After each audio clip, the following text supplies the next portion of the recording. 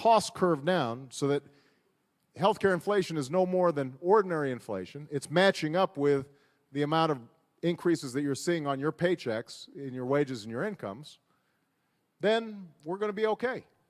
And if we also know that with healthcare inflation on the curve that it's on, we are guaranteed to see Medicare and Medicaid basically break the federal budget.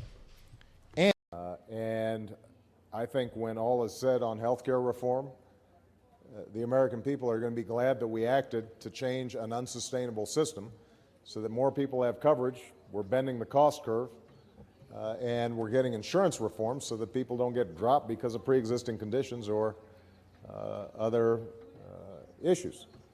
The good news is you're already ahead of the curve. You pledged, A, that you would bend the cost curve, and B, that Democrats would be able to campaign on this. And Been able to change, and we've been able to get ahead of the curve. You know, the United States historically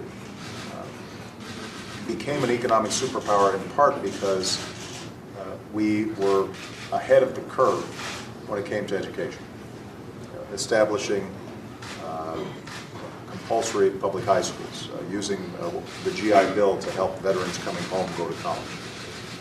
And the business leaders in this room, they're ahead of the curve. They recognize it.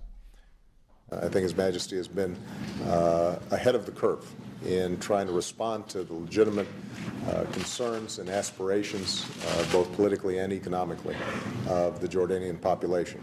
We are good at being ahead of the curve. We've got to stay ahead of the curve. We're always ahead of the curve.